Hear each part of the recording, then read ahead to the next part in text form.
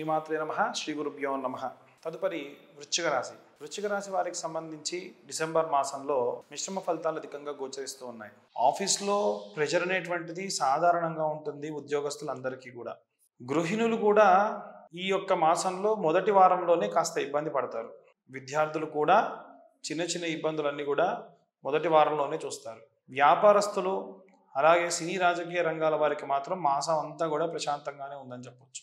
ఈ యొక్క ఉద్యోగస్తులకి వ్యాపారస్తులకి అలాగే సినీ రాజకీయ రంగాల వారికి జరిగేటువంటి పరిణామాలు చాలా చిత్ర విచిత్రంగా ఉంటాయి. ఇప్పుడు మిమ్మల్ని పొగుడుతూనే మీకు అధికమైనటువంటి పని ఇస్తారు. మీరు తప్ప ఇంకో దిక్కు లేదన్నట్టుగా మాట్లాడుతూనే మిమ్మల్ని పనికి ఉసిగొలుపుతూ ఉంటారు. మీరు మీ పర్సనల్కి సంబంధించినటువంటి దానికి కూడా సమయం కేటాయించలేనంత దారుణమైనటువంటి పరిస్థితిలో ఉంటారు. ఇక ఒకటని కాకుండా చాలా రకాలైనటువంటి ఇబ్బందులు ఈ రకంగా పడుతూ ఉంటారు. పైనుంచి చూడడానికి ఎలా ఉంటుందంటే వాడిని పనికే కదా నీకు బాధ్యత కదా ఇచ్చేది, అది ఇబ్బంది ఎలా అవుతుంది అనే వాళ్ళు ఉంటారు.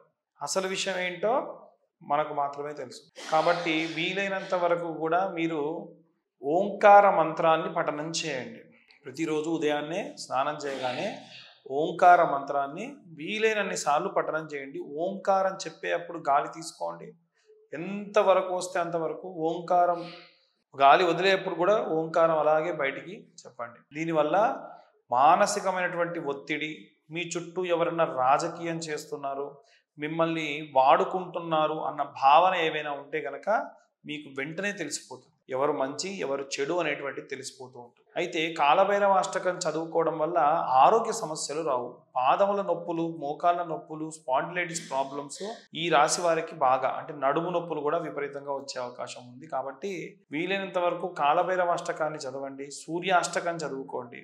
చాలా చాలా ప్రశాంతత చేకూరుతూ ఉంటుంది. విద్యార్థుల విషయంలో కొన్ని రకాలైనటువంటి సంఘటనలు వారికి చాలా ఆశ్చర్యానికి గురి చేస్తాయి. ఎలా అంటే నేను మీకు ఉదాహరణతో సహా చెబుతూ ఉన్నానన్నమాట, ఇలా జరగొచ్చు అని. మీరు గతంలో చేసినటువంటి పనులలో తప్పులెంచిన వారే మీరు చేసినటువంటి మంచి గురించి మాట్లాడుతూ ఉంటారు. మీరు చేసినటువంటి తప్పులో కూడా చిన్న చిన్న తప్పులే అవి అని మిమ్మల్ని చాలా మంచిగా ప్రైజ్ చేస్తూ ఉంటారు. ఇంట్లో ఉన్న గృహిణులను కూడా వారి భర్తలు చాలా ఆప్యాయంగా మాట్లాడము, భార్యాభర్తల మధ్యలో మంచి సఖ్యత ఉండడం కూడా ఈ యొక్క మాసంలో మనం చూస్తాం. ఎవరైనా సరే విద్యార్థులు విదేశాలకు వెళ్ళాలి అనుకునే వారు ఉంటే కనుక శుక్రవారం నాడు సరస్వతీదేవి ఆలయంలో 11 ప్రదక్షిణాలు చేయండి. పూర్తయిన తర్వాతకి విదేశాలకు వెళ్ళండి. ఎవరన్నా ఉద్యోగస్తులు కనుక విదేశాలకు వెళ్ళాలి, ఆన్ సైట్కి వెళ్ళాలి అనుకుంటే కనుక ప్రసన్న మహాకాళి లేదా కాళీ దేవాలయంలో 11 ప్రదక్షిణాలు చేసి అది పూర్తయిన తర్వాతకి వెళ్ళండి. లేదు ఎవరైనా సరే మీరు కోర్టు సంబంధిత వ్యవహారాల్లో ఇబ్బందులు బాగా ఉన్నాయి, వాటి నుంచి తొలగి ప్రశాంతంగా ఉండాలి అంటే లక్ష్మీనారసింహస్వామి యొక్క మంత్ర పఠనం చేయడం మంచిది.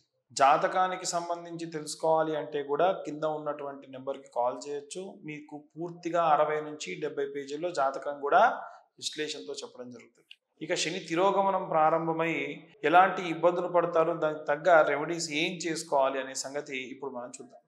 శని తిరోగమనం ప్రారంభమై శని కుంభంలోకి ప్రవేశించడం 30 సంవత్సరాలకు ఒకసారి జరిగేటువంటి పరిణామం.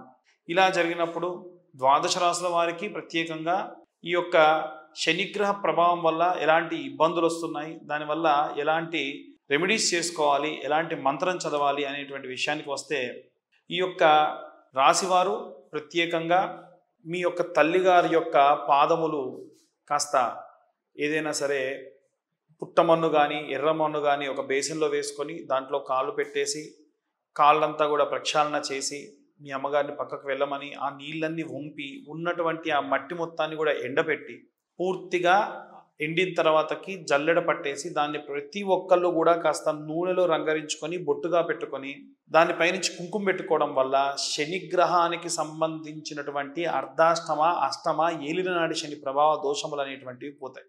ఇక ప్రత్యేకంగా ఏదైనా దేవాలయంలో నూనె కోసం ఇబ్బంది పడుతున్నటువంటి వాళ్ళు ఎవరన్నా ఉంటే దేవాలయంలో నెలకొకసారైనా సరే మీరు ఈ నెలలో ప్రత్యేకంగా శనివారం అయినా నువ్వుల నూనెని దానంగా ఇవ్వండి, దేవాలయానికి దానంగా ఇవ్వండి. అలాగే శనిగ్రహానికి ప్రతి శనివారము కూడా నువ్వుల నూనె ఒక సగం గ్లాస్ పోసి తర్వాతకి నువ్వులన్నీ కూడా వేసి తర్వాతకి మళ్ళీ నువ్వుల నూనె పోయడం వల్ల శరీరం నుంచి అలా కారాలి. ఇలా జరగడం వల్ల జాతకరీత్యా ఉన్నటువంటి ఏలిన నాటి అర్ధాష్టమ అష్టమ శని దోషములు అనేటువంటివి పోతాయి. ఇక ప్రత్యేకంగా మీరు మీ ఇంట్లో ఏవైనా సరే ఫంక్షన్స్ జరుగుతూ ఉంటే అనాథ శరణాలయానికి కానీ లేదా ఏదైనా సరే బ్లైండ్ స్కూల్స్కి కానీ వెళ్ళి భోజనాది క్రతువులు పెట్టించండి. దానివల్ల విశేషమైనటువంటి ప్రతిఫలం దక్కుతుంది. అయితే ఎందుకండి ఇవన్నీ అంటే, సూర్యుడు శని దేవుణ్ణి దూరంగా పంపించి వేయడం వల్ల 300 కాంతి సంవత్సరాల దూరంగా పంపించి వేయడం వల్ల ఆయన గుడ్డివాడిగా అనాథగా ఉన్న కారణం వల్ల వీళ్ళకి ఎవరైనా సరే సహాయం చేస్తే, వీళ్ళకి ఏదైనా సరే కాస్త భోజనాదులు కల్పిస్తే వారి జాతకరీత్యా ఉన్నటువంటి ఏలినాటి అర్ధాష్టమ అష్టమ శని దోషాలు పోయేట్టుగా స్వామివారు కనికరిస్తూ ఉంటారు. మనకు ప్రత్యేకంగా శని చాలీసా అనేటువంటి ఒక మంత్రం ఉంటుంది. ఆ శని చాలీసా చదవడం చాలా చాలా శ్రేయస్కరం. అలాగే 21 ప్రదక్షిణాలు నవగ్రహాల చుట్టూ కూడా చేస్తూ ఉంటారు అందరూ కూడా. అయితే 7 గ్రహాలకి ఒక్కొక్క గ్రహానికి 3 చొప్పున ప్రదక్షిణాలు చేస్తే అవి 21. మరి రాహుకేతువులకు కూడా చేయాలి కాబట్టి ఇంకొక 6 ప్రదక్షిణాలు అపసవ్యంగా, అంటే క్లాక్ వైజ్ డైరెక్షన్లో మీరు చేసేటువంటి ఈ ప్రదక్షిణాలు యాంటీ క్లాక్ వైజ్ డైరెక్షన్లో ఒక 6 చేయండి. ఇలా చేయడం వల్ల కూడా మీకున్నటువంటి జాతక దోషములు ఎన్నో ఉపశమనం కలుగుతాయి. ఇక ఈ యొక్క డిసెంబర్ మాసంలో ప్రత్యేకంగా మీరు ఎక్కడైనా సరే శని దేవాలయంలో అఖండ నీలి వత్తితోని దీపారాధన చేయండి. అంటే పెద్ద మూకుడులో నువ్వులు ప్లస్ నువ్వుల నూనె పోసి నల్ల వస్త్రముతోని పేని ఒక వత్తిలా చేసి మీరు దీపారాధన చేయండి. దానివల్ల కూడా విశేషమైనటువంటి శనిగ్రహ సంభావిత దోషములన్నీ కూడా పోతాయి. ఇవి ఈ యొక్క డిసెంబర్ మాసంలో శని తిరోగమనం వల్ల సంభవించేటువంటి నష్టములన్నీ కూడా పోయేట్టుగా దానికి సంబంధించి చేసేటువంటి ఉపశమనానికి సంబంధితమైనటువంటి పరిష్కారాలు. చాలామంది మాకు జాతకాల గురించి ఫోన్స్ చేస్తూ ఉన్నారు. వాళ్ళు చాలామంది ఏంటంటే డేట్ ఆఫ్ బర్త్ టైం చెప్తున్నారు, ప్లేస్ చెప్పట్లేదు, లేదా డేట్ ప్లేస్ వాళ్ళ పేరు చెప్తున్నారు తప్ప టైం సరిగ్గా తెలియదు అంటున్నారు. అప్రాక్సిమేట్లీ అన్నా సరే చెప్పండి టైంని. అంటే 7:30 నుంచి 8:30 మధ్యలో ఒక గంట అరగంట వ్యవధి అయితే 90% జాతకం అక్యురేట్గా ఉండొచ్చు.